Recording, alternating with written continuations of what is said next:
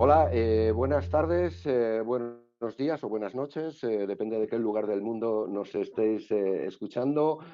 Bueno, hoy tenemos una masterclass, una ponencia excepcional, con una ponente excepcional, Megan Reitz, que ahora os presentará Pablo Garrido, pero antes os quiero presentar a Carla Sofía Mendoza.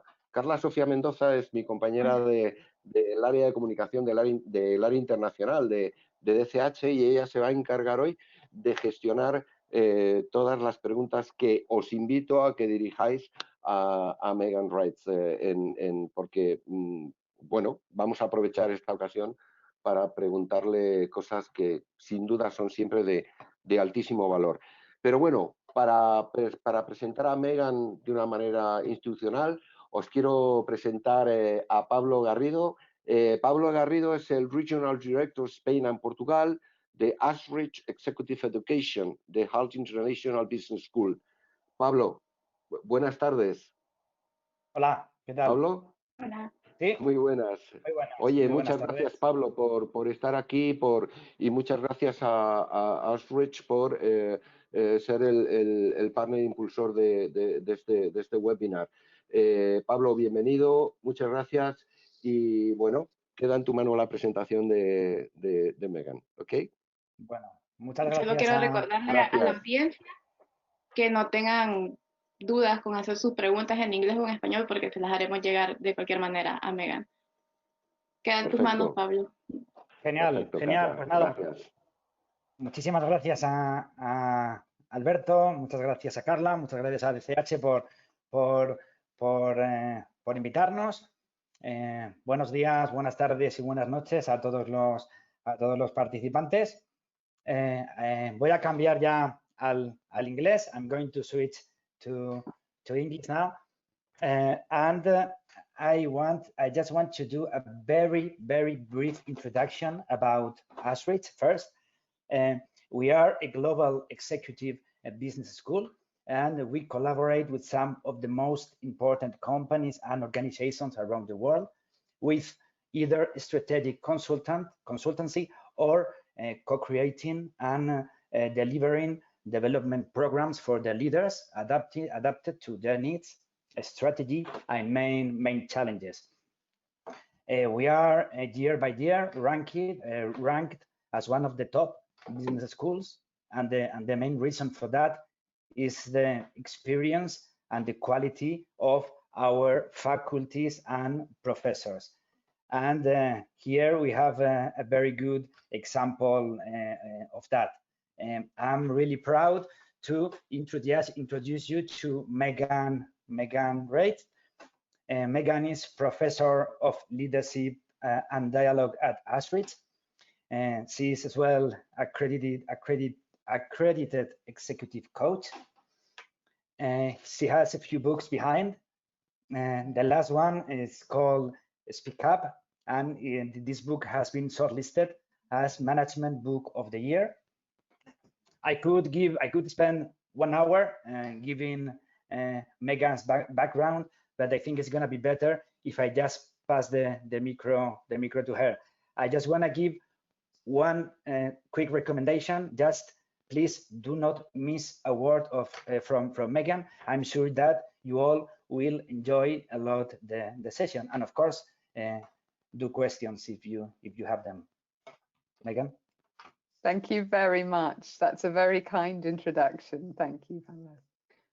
Hello, everybody. Very nice of you to join me here to talk about the subject of speaking truth to power. And as Pablo was saying there, I work at Ashridge, part of Hult. This is the place that I love to call my office. Not right now at the moment, of course, I'm at home along with everybody else. But this is where I normally work.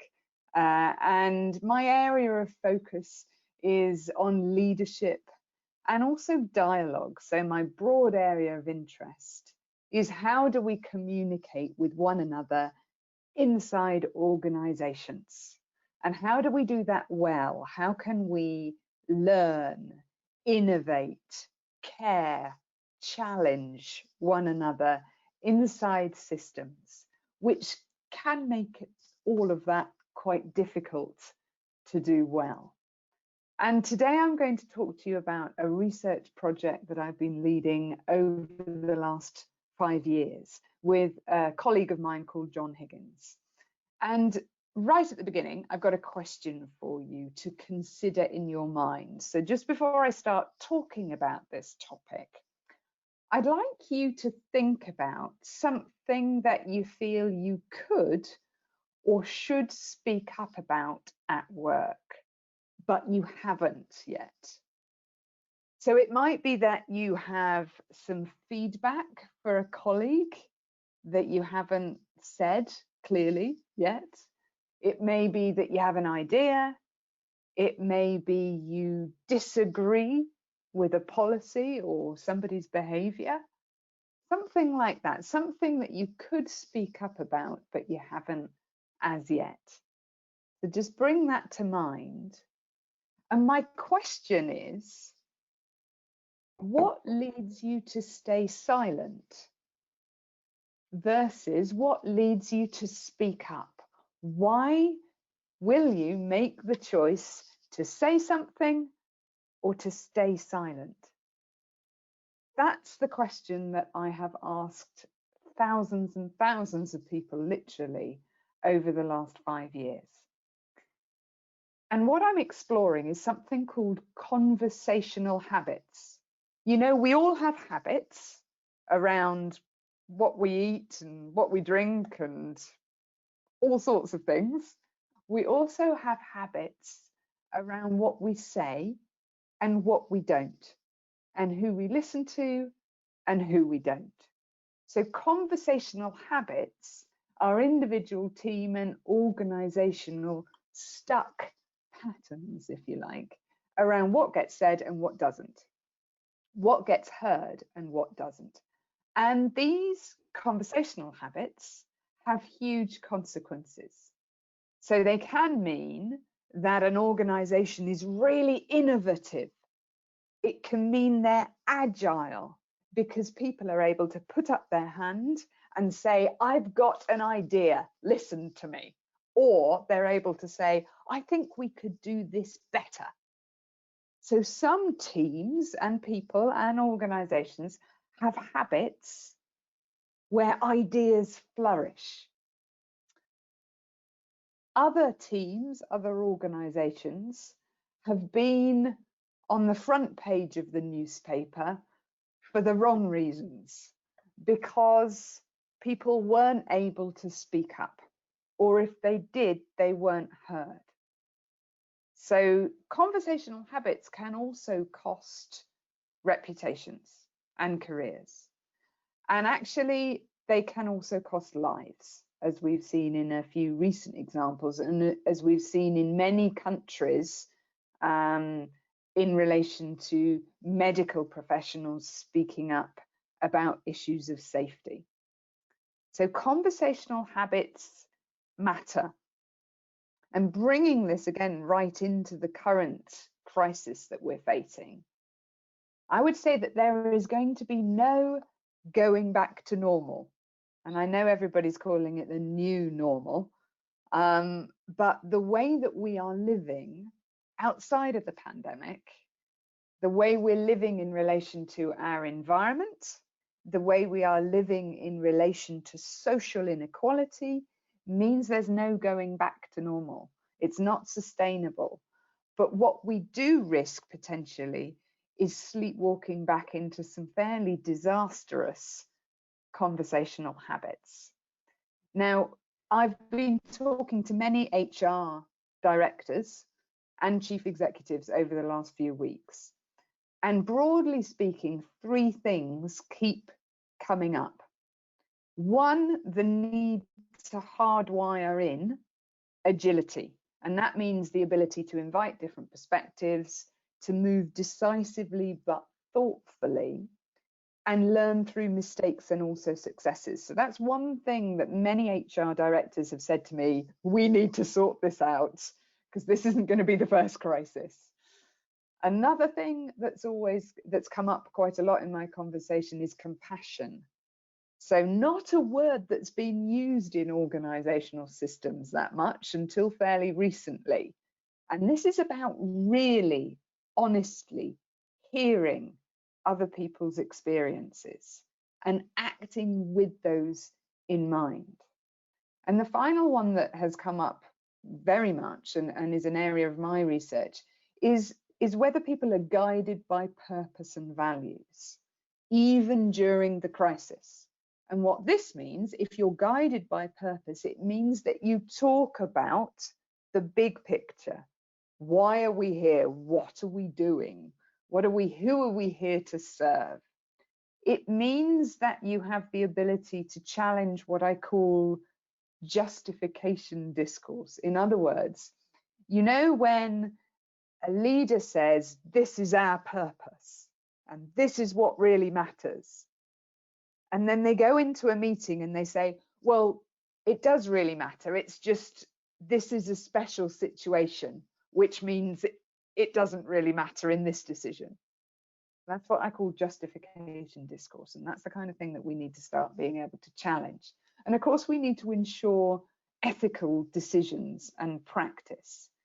So if we're going to hardwire in those abilities in order to face the next crisis that might be around the corner, we need an ability, individually and in teams and organizations, to say what needs to be said and hear what needs to be heard.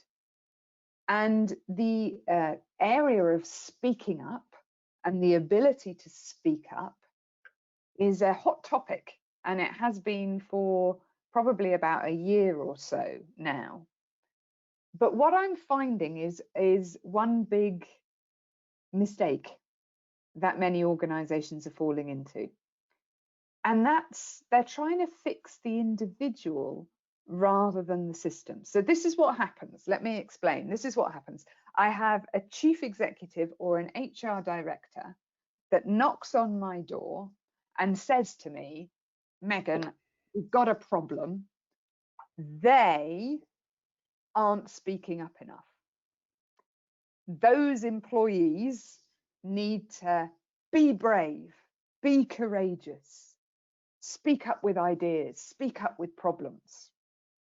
And they say, Megan, can you come and go and fix them? And when I talk to these individuals, actually, this is actually what did happen on a couple of organizational case studies that I worked on. The employees said, yes, but if I speak up, I disappear. Yeah, I get ignored, or it's just not worth it. It's not worth the risk. So as well as focusing on helping individuals to have the courage to speak up, we have to focus on creating systems that enable them to do that safely. If we're just focusing on speaking up, to be honest, it's a waste of time, because you have to also focus on listening up.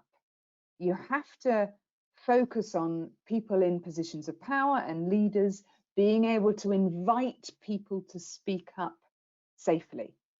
And that listening up is a little bit of, well, we call it a deaf spot. It's a trap. People forget about its importance and they busily go after the employees and tell them to be brave. So a lot of our work is around, okay, so what affects speaking up and listening up? And in a very short summary, well, what affects it is how we understand power, status, and authority. So when I'm thinking about whether to speak up, I'm usually looking around and I'm thinking, how much power and status and authority do I have here? Am I expected to speak up? Am I likely to be listened to? And when we're thinking about, who shall I listen to in this meeting, we are normally also thinking about, well, who has power, who has status, who has authority?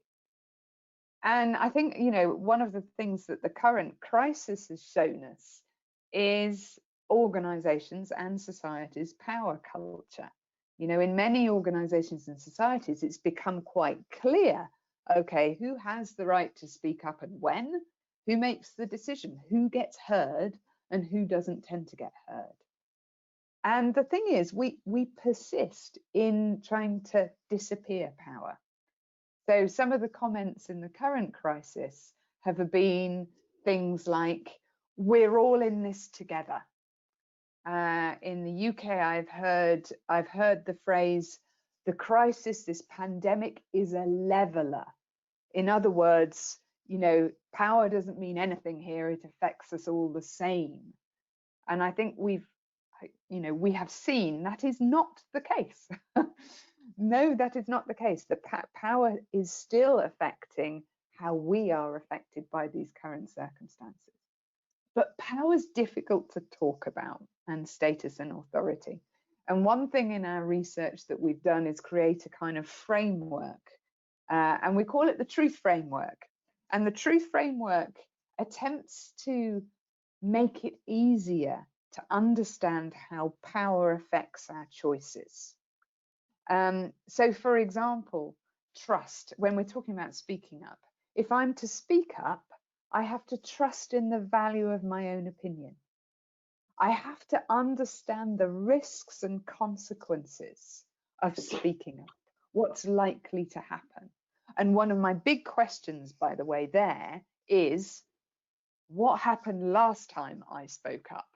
Or what happened last time a colleague spoke up around here? Did it end well or not?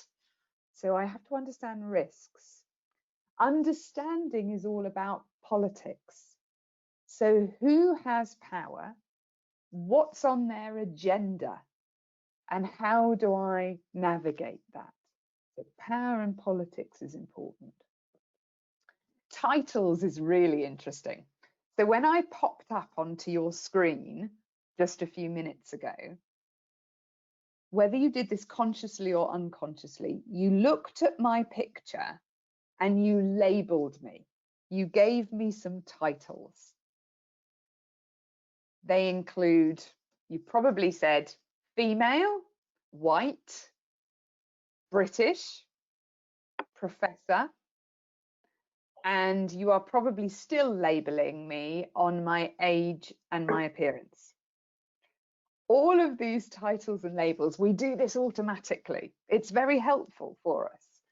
However, all of these titles and labels convey different levels of status and authority, depending on where you are and your context. And these titles and labels and our stories around them really affect whether I feel able to speak up and who I will listen to.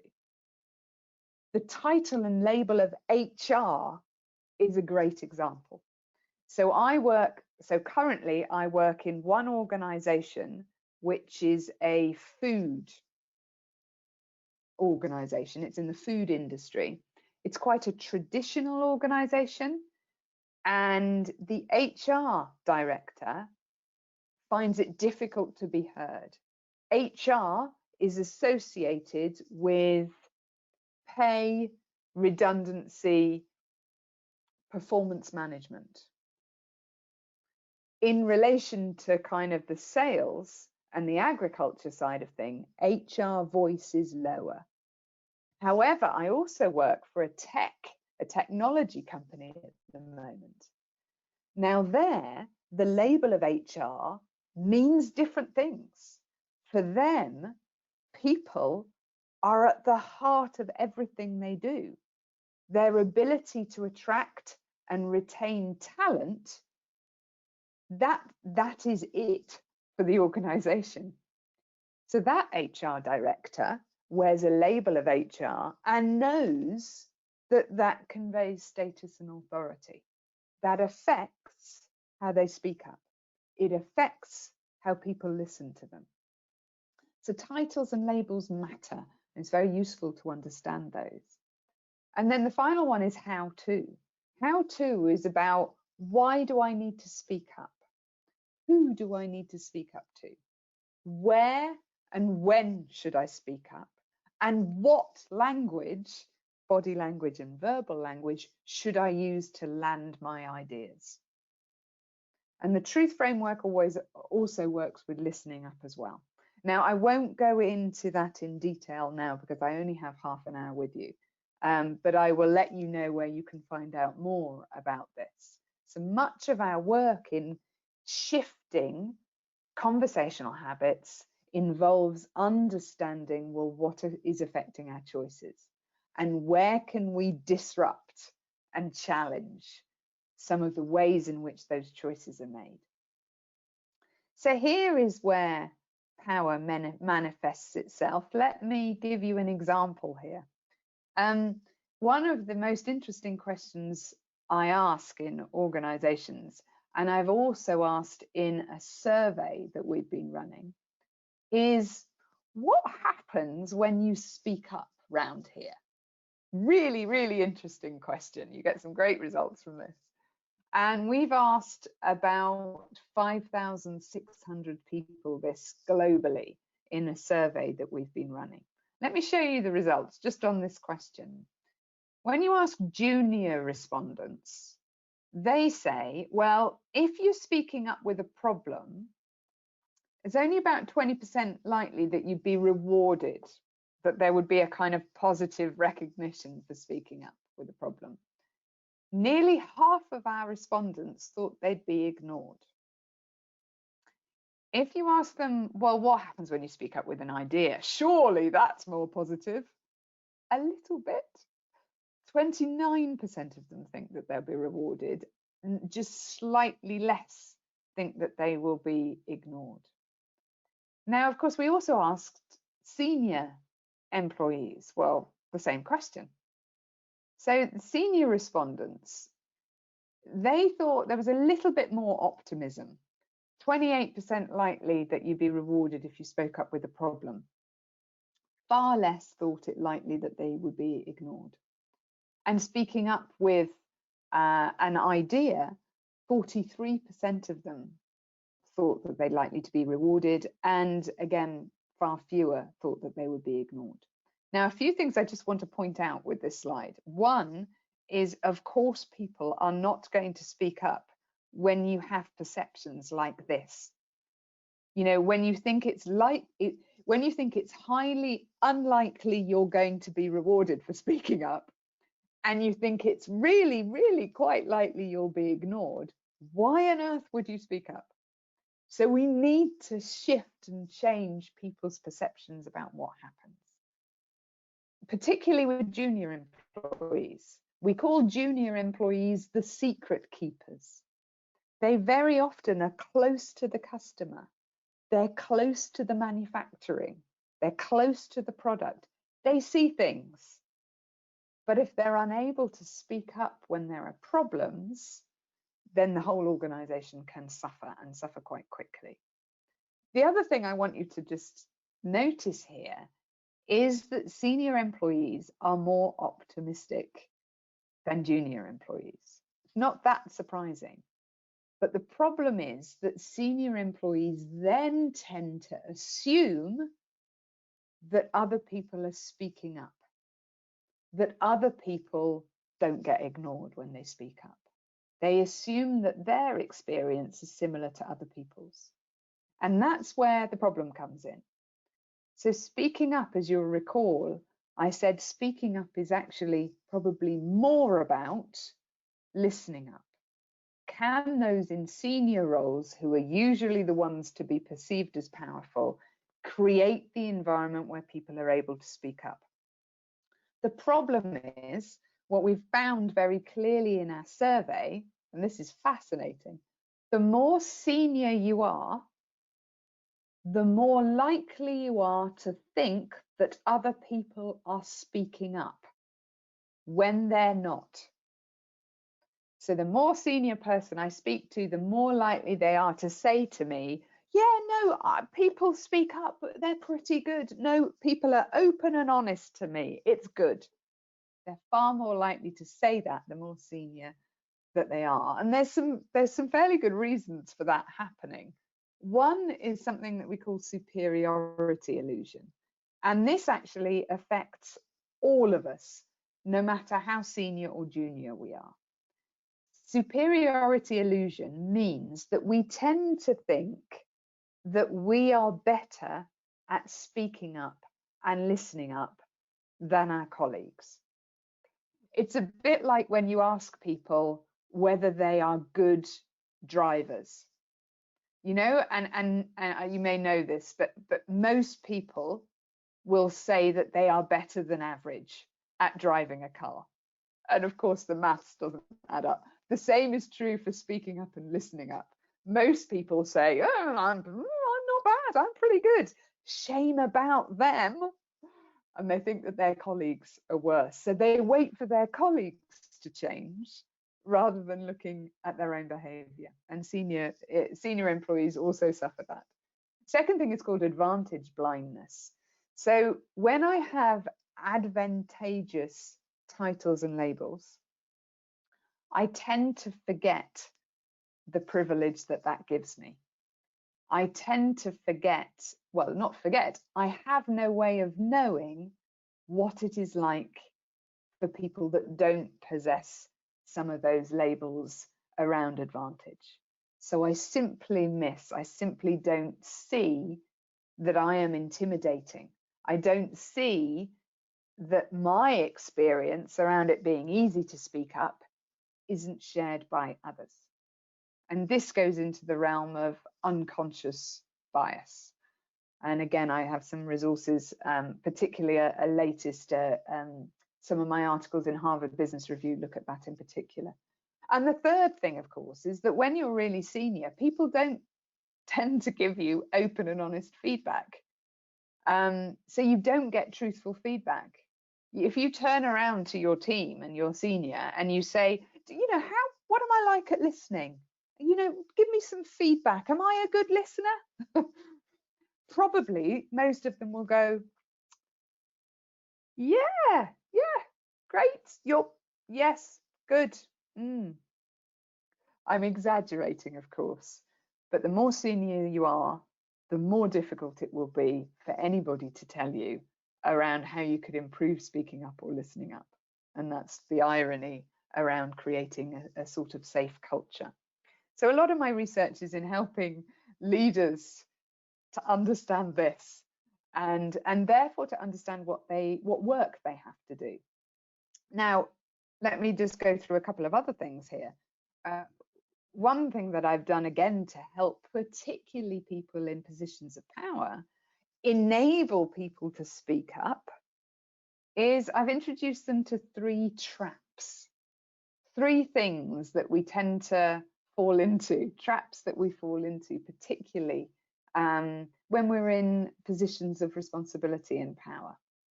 This is the first one. We forget how scary we are. I've just done a Harvard Business Review article called Managers, You're More Intimidating Than You Think. And so again, this is the titles and labels. We like to think of ourselves as approachable and open. And we may be approachable and open, but we've got titles and labels that mean other people still find us scary.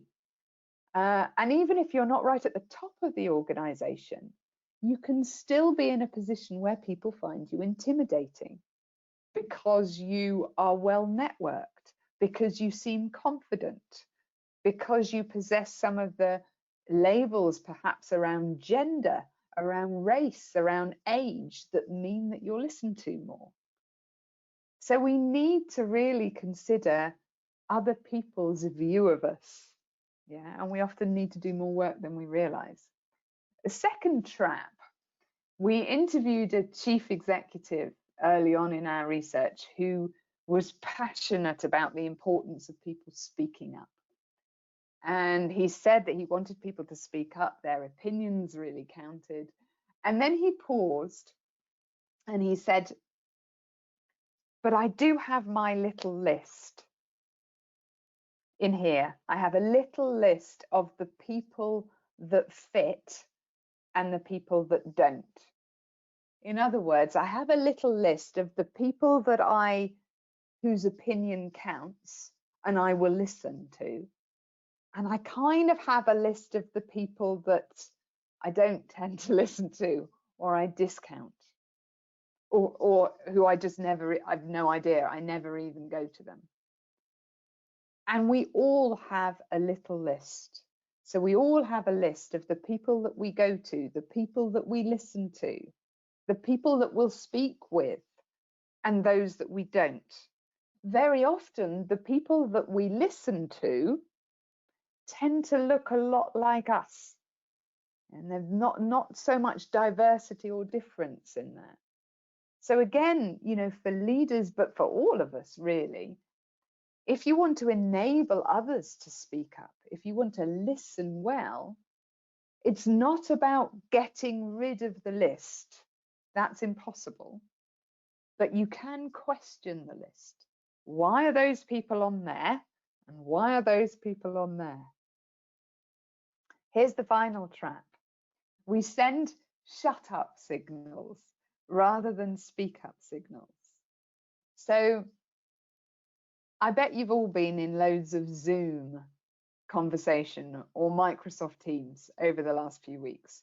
And you know that situation where everybody's face comes up on the screen and you kind of look at what people look like. And in fact, you see your own face on there as well. And so you're busy looking at what you look like there. And then there'll be some people, if you start speaking, there'll be some people on your screen that look engaged. Yeah, they look as if they're looking at you. They might be smiling. They're listening. Yeah. And then you go to the next person, and maybe the next person for some reason is staring over there. You've got no idea why they're staring over there, but they're just doing that. And then you go to the third little box, and there's somebody sat there going like this.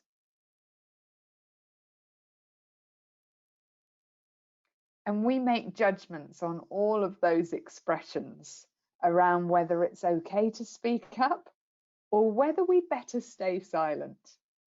This face, I have to say, despite doing this research, I have noticed, because of using Zoom so much, I catch myself sometimes. I look at myself on the screen and I kind of try and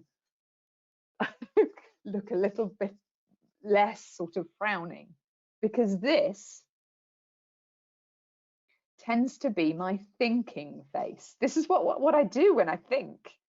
But for other people, especially if they don't know me, they can look at my expression and go, whoa, she doesn't like what I'm saying. I think I better stay quiet.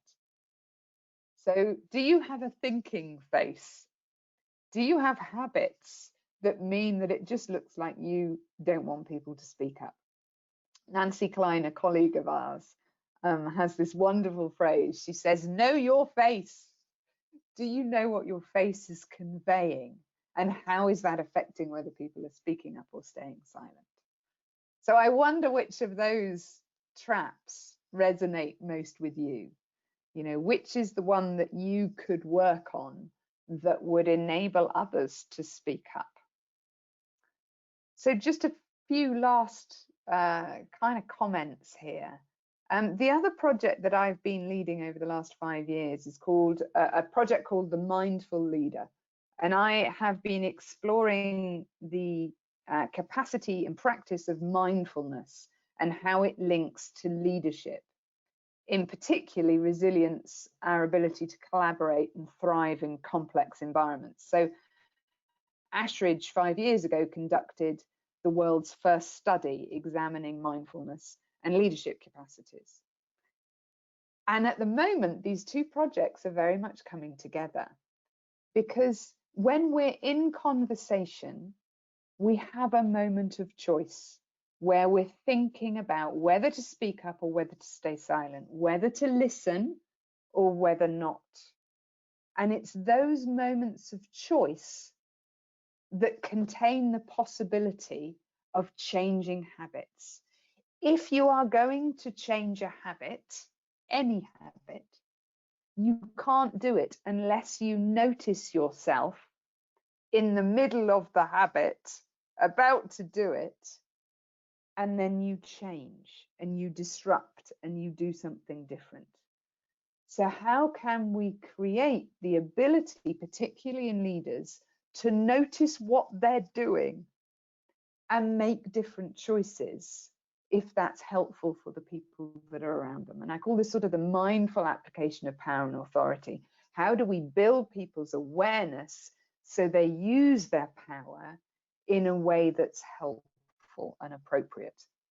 And I like this quote from David Whyte, the poet. The first step in deepening the conversation is to stop having the one you are having now. But we only do that if we notice the conversation, and then we have the space to respond differently. That's where much of my research is right now. So last couple of points, right now, again, I've got to talk about the current situation that we're in. We face, I think, as a society, but also in our organizations and in our teams and individually, we face critical moments of choice. If we're to reimagine the future, if we're not to go back to habits that aren't helpful, we have to be aware of the choices that we're making. We have to face into those choices and demand others do too, with curiosity. In other words, we have to be able to speak up and listen up differently. Otherwise, everything stays the same. And apologies for this last picture because it's quite painful to look at. It's kind of nails going down a chalkboard here. Let me explain why. Our current conversations, the current conversations that you and I are having, are the future. They are the seeds of what will happen in the future. Who says what? Who gets heard? This is our future, our current conversations. If we want our future to look different, we have to change our current conversations. And in order to do that, we have to face what I call inconvenient choices. That's the fingernail bit. We have to start talking differently, saying things differently, listening to people that we haven't listened to previously, facing choices that are really tricky. And we have to do that now if we're going to create a different scenario in the future, and if we're going to try and limit the number of crises that we face. In summary, conversational habits have consequences. We need conversations that are agile and compassionate, conversations that are guided by purpose. But in order to kind of help people speak up, we try and focus on individuals rather than the system that they're in. And we tend to kind of disappear power differences. There's a framework, there's ways that we can try and understand power and start to disrupt. And we need to be able to mindfully apply power and understand power so that we shift who says what and who gets heard. Current conversations are our future, and so we have to focus on disrupting and challenging them where that's needed right now. So I hope that's a very quick summary of my research. I'll close with a slide that gives you some more detail about where to find out more. The book that was published very recently is just there, as is another book which was on our mindfulness research. Do check out Harvard Business Review. I've got quite a few articles there. There's also a TEDx talk on YouTube that you'll be able to find quite easily. And you have my contact details and Pablo's contact details if you wish to contact us. I would love to hear from you. I will pause there, invite Pablo back into the conversation and see whether you have any questions that you would like to pose to me.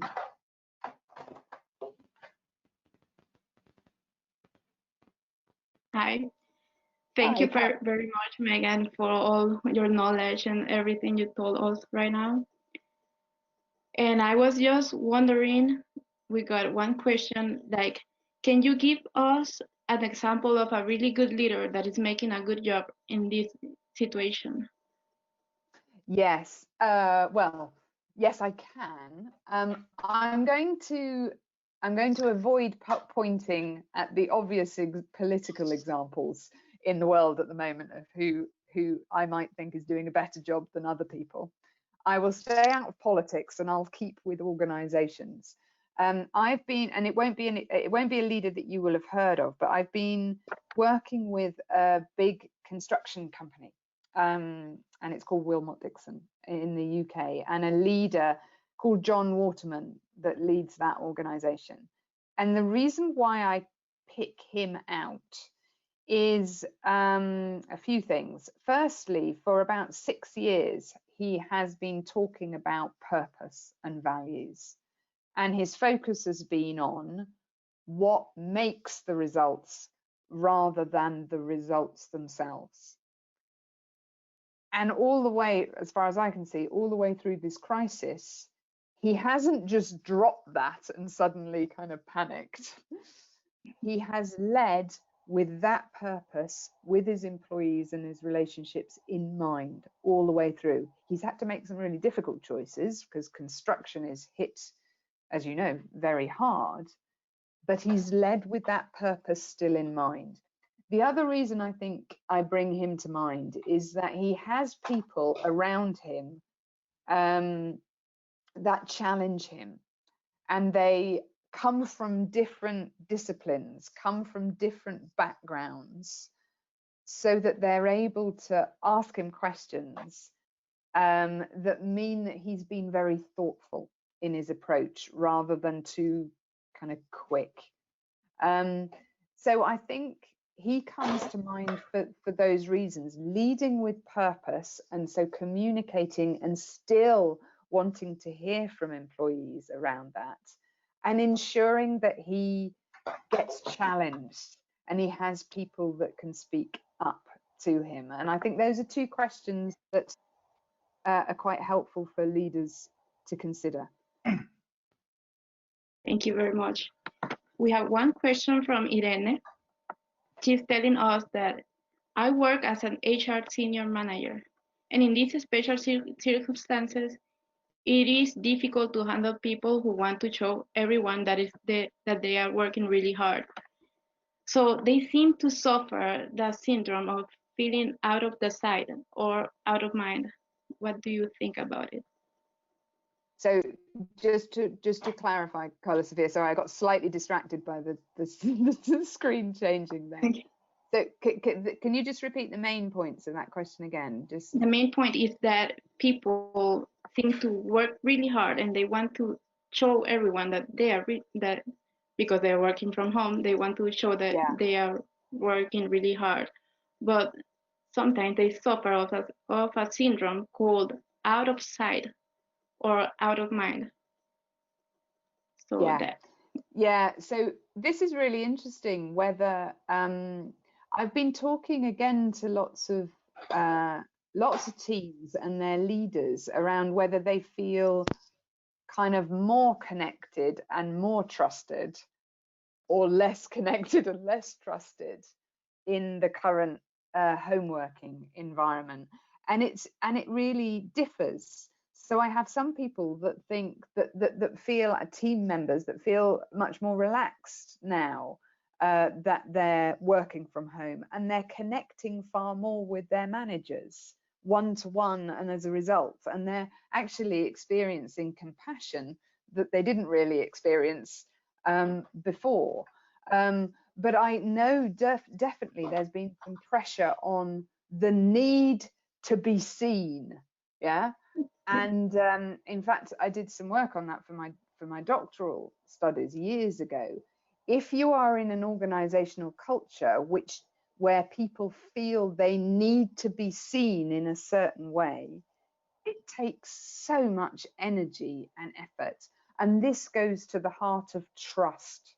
You know, have you hardwired trust into the culture of your teams and organizations?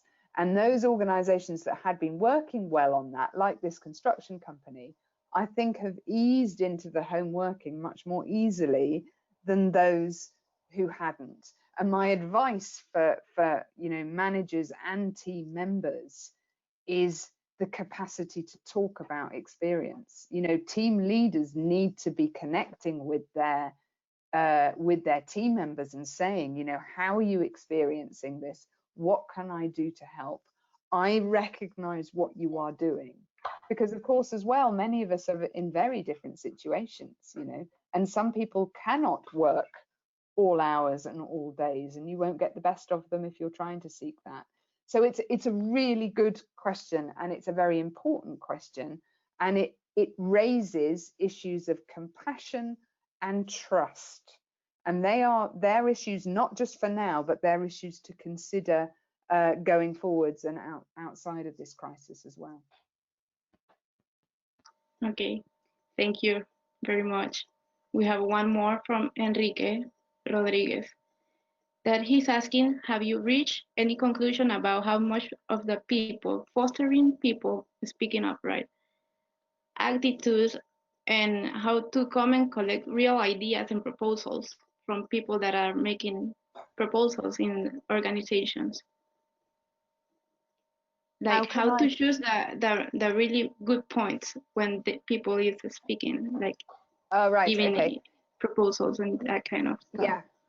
Yeah. I hope I get this. I hope I understand your question correctly, MP.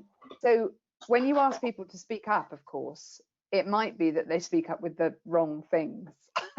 That's the risk, you know, and leaders very often don't want people to just speak up because they're not necessarily packed full of great ideas. But my challenge is, as a leader, help them to speak up with the things that you would find valuable. Use really good questions. If people are speaking up and they're not telling you the kind of things that are really helpful, then it's kind of something that you're doing as well as them. Yeah. So again, we tend to point and say, oh goodness me, well, you know, get to the point, or only give me what's important here, or give me the solution. Well, if you want people to speak in a certain way, how are you framing your questions to allow them to do that? You know, a classic example would be, you know, when you're asking for feedback as a leader, you know, show a presentation, lean forward and say, could you give me some feedback? Well, don't be surprised if you don't hear anything useful as a result of that question. An alternative would be to say, right, you've just seen my presentation. Could you imagine yourself as a key customer, or a critical competitor, or as a junior member of staff? Now, imagine yourself in that position. What would be the one challenge you would give me as a result of listening to my presentation? So that may give you slightly more useful information as a result. So look at the questions and look at the environment. And finally, if people speak up, but they don't speak up in the way that you want them to, don't punish them, because otherwise they'll never try it again. So don't expect people to be perfect at this. You need to still respond really well. They will be afraid if you punish them. Well, exactly, and it silences people for years sometimes. So a response is really, really important. Well, Megan, I have one more. Oh, yes, Pablo. Yeah, I have a question as well. How does this works in the different countries and cultures? I mean, are there differences between cultures? Oh yes, yes, absolutely. So you'll be, and I'm sure many of the people listening in will be very familiar with work done on the difference between, for example, between power distance. So our expectations of power and hierarchy and decision making varies hugely across different parts of the world and different cultures, different organizational cultures, but different country cultures. And there are different expectations around speaking up and listening up. So that's part of what we've also been researching, and hopefully we will be reporting on that very soon. You know, from our perspective, how does culture alter that? From a position of speaking up or listening up, though, the important thing is to understand, you know, put myself in their shoes. How do I need to speak up in a way that is culturally appropriate to them.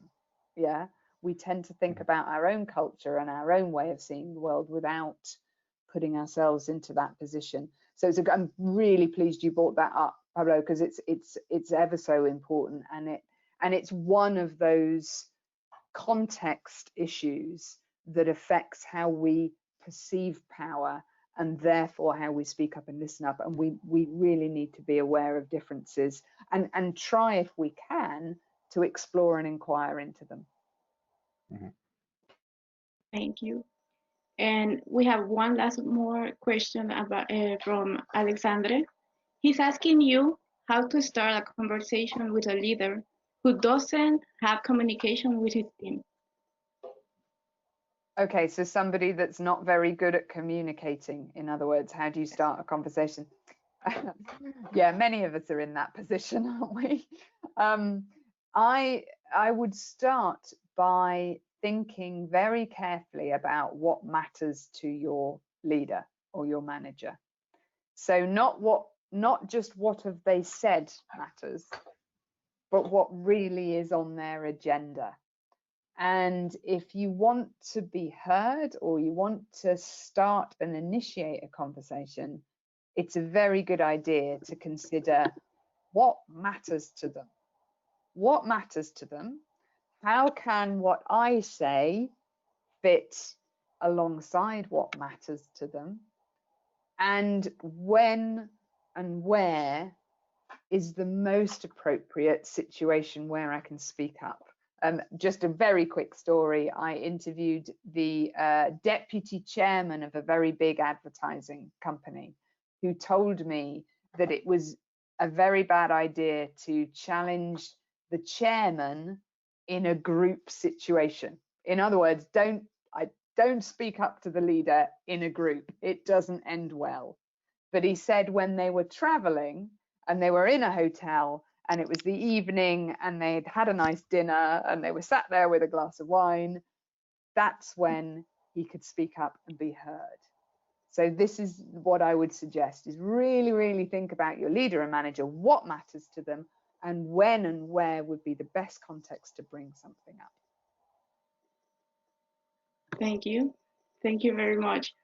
I think we are done for today. I don't know if you, Pablo, have any other question or something to add in this conversation. Well, are we already concluding, or? Yes, we don't have any more. Well, I just want to say thank you again to you, to Alberto, and to all the DC8, but a special thanks to Megan, not only for the session, which was great, but also for your willingness and for being there, and for do not give any objection to some change that we did in the meantime. So thank you very much. Thank you for inviting me. Thank you so much, Megan. We have a comment, like, it's a really good presentation and it's really, really inspirational for us. So it was a pleasure, and thank you, Megan and Pablo, for being with us today. And we hope you can join in the future. Thank you so much. Have a nice day. Thank you.